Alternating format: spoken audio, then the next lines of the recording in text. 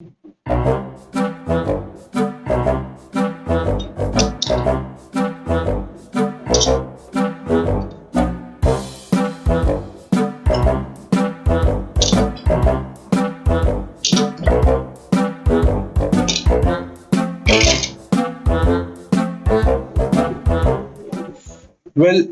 to be honest, I also have no clue how I'm going to pull off this video, but we have to get started.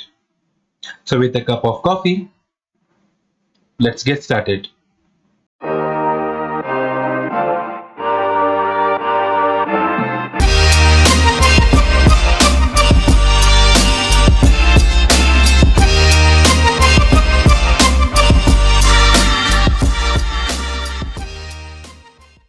So guys, with the ongoing Fusion 360 series, I'm also going to start with the hardware videos, which I was looking forward from a long back time, and it's like in 1,000 years before I have mentioned that I'm going to start with the hardware series, and that's the day that I finally have started it.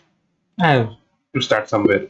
Okay, so we are not going to go into each board details that we already have all over the YouTube. I'm just going to give a small brief about each family, each board, and then we are going to start with the projects. So that is how it goes. I'll go with some basics as we are moving forward with the projects, but not in deep, because we are already having a lot of videos for that, and probably most of people are already aware of what we are exactly going to deal with.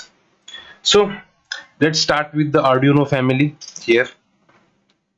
Okay guys, in this basic video we are going, it's like a IoT and boards 101, you can see, where I'm just going to introduce you with all the boards that I am having, and basically we are going to use throughout the series, throughout the videos in the channel. Okay, so first comes first, things got started with this buddy here, Arduino, for me at least, because initially the first time I started working on electronics projects was with this particular bro here, Arduino. So this is basically Arduino. It's a kind of you can say a mimic clone of Arduino, but it works pretty same, works on the same software, works on the same language. So it's pretty similar. Here we are having some digital IO pins here, we are having some analog pins here, we are having ground and VCC here. So that's it for this board. It was not having any kind of internet connection, so basically you cannot say that it can be used for IoT, but it has some shields which you can basically use for you know for bringing it to the internet. So that's pretty it with the @Mega chip. Next to it, I guess they started with the Mega. The Mega has more pins, more power. It's quite used for the projects where you are having a lot of sensors or a lot of other actuators which are connected to the board. Lot of pins. If you suppose you are having a 16 cross 2 LCD, two 16 cross 2 LCDs and a lot of sensors to gather data, you use basically Arduino Mega. Next to that, we go for the Nano. So for smaller projects you can go for Nano. Actually there is one more board, Arduino Micro, I guess, something. I'll just leave a lot of links in the description so that you can check them if you want to buy. So this is smaller one with a bit less power than the Arduino, with a bit less pins here. So you can check here, we are having 5 analog pins, 5 volt here. This side you can check, and then from this side you can go with the VCC pins. In the back also, I think, no, in the back they have not. Actually I have soldered this Nano, so it's not that great from my perspective, but yeah, I tried it. It was a long time ago. So basically we are done with the Arduino family. Next, now there was a need of serious boards which were connected to Wi-Fi so that we can work with them. So then came some arising of this small board which is even smaller than a penny here. So this is ESP8266 board. So if I'm able to just focus on this particular board, then you can see how small it is. So this is my finger here and this is the board. So this is how small it is. and it's pretty very powerful. You are having two digital IO pins here, power and VCC power to this. So we supply 3.3 volts to this particular board here. With this board, then came the arise. You can say the arrival of other boards which are based basically on this board. In the market, there are a lot of awesome boards which are being used by people for a lot of awesome projects. You can just check out the market here, check out the different websites, and you'll get a heck lot of boards to work with. I'm pretty narrowed down it to a lot of like some boards which are most commonly used. Then next we come to the VMOS here. So VMOS D1 Mini, basically based on the same ESP8266 board, can be used as an access point, can be used as a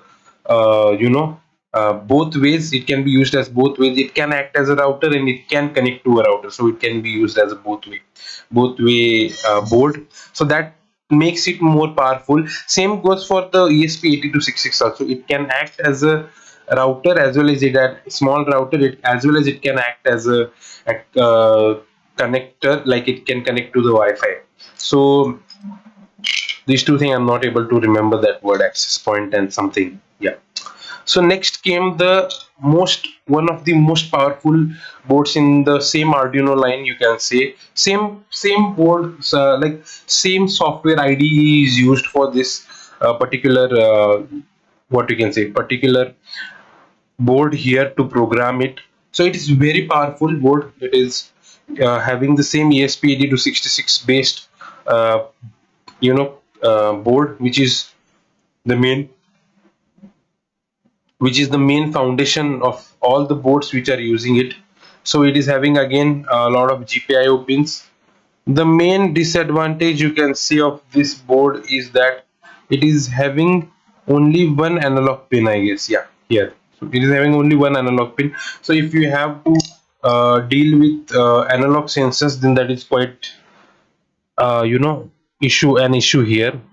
But there are other boards which are having more analog pins, or you can use the analog to digital converter as with it, so that you can connect to more analog pins here. So that is one thing. Then came the need of more smaller node MCU. So here we are having a smaller node MCU. It is kind of a similar size of the ESP8266. So here you can see that we are having ESP8266 mod, the model vendor and all the details, 2.4 gigahertz and all the details here. I'm not going to go much in the technical part because basically this video is not to make people more confused or more head scratching face. We are just going to introduce to what boards I'm having, what boards you can take by for starting the projects, and basically we are just going to start with the projects because there are a lot of videos, introductory videos, that are already available on YouTube, and you can check it. And still, if you want an introductory video, you can always just suggest me in the comments, and I'll surely make a video for that. Because I know if the viewers required it, then obviously I will have to make it, because this all videos are for you guys. So if you are liking my videos and you're new to the channel, then make sure you subscribe it. Now, when we were done with these guys, these are all microcontroller based boards, so they are having good speed, you can say, but not much power and not much of a memory, you can say, more not much of a processing power. Then there was an arise of a very strong and powerful single computer board, which is almost a size of a credit card, you can say, a debit card or a credit card. Both are having same size, so it doesn't matter. So this is what was something that changed the industry basically. What my perspective or my opinion, you can say, this changed the whole industry here, and this is really a good thing that they made it. So this is Raspberry Pi, by the Raspberry Pi Foundation. This is model 3B. Now there is model 4 with lot of variants, 2 GB RAM, 4 GB RAM, and lot of stuff here, and that is way more powerful than this board. But this is quite you can see an idle board which you can use for any kind of high processing projects like OpenCV project, machine learning projects, robotics, anything you name it, you can do it here with this board. This is really awesome board. Then we were in need of a smaller board with some kind of microprocessing power for smaller projects. So this came again here, 𝑟Pi0W here. So this was also awesome.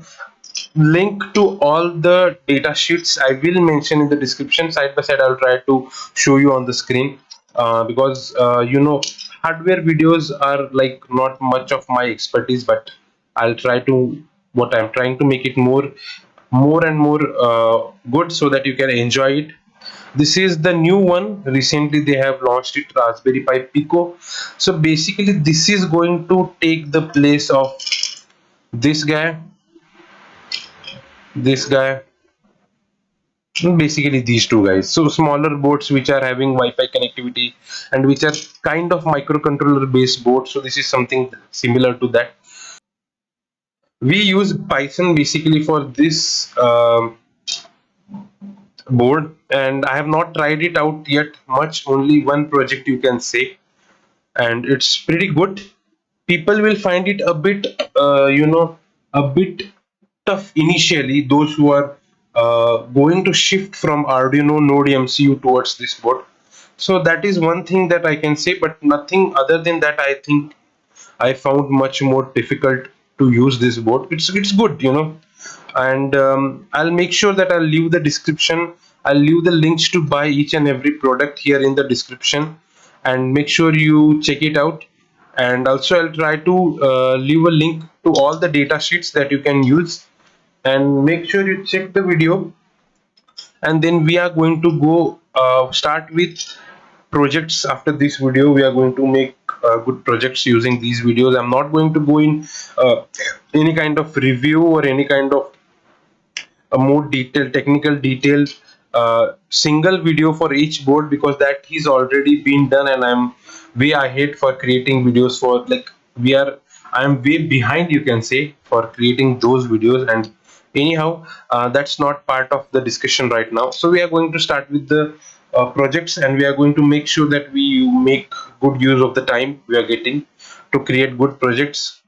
Yeah, so that's all for the video. Make sure you subscribe the video, share it, like it if you are liking my content, if you are enjoying it, and make sure you share these videos to the people who are interested in learning these kind of videos. And also make sure, if you have any kind of advice, any kind of questions, any kind of suggestions, or any kind of request, you can anytime put it in the comment box. I'll make sure that I will follow it, and I'll try to come up with videos, or I'll implement the suggestions that you have implemented. Also, don't forget to ping me on the Instagram handle if you want to have any other questions regarding it, and also check my Instagram handle. Make sure you follow it. And yeah, that's all for today's video. Take care, stay safe, and keep innovating. Thank you, guys.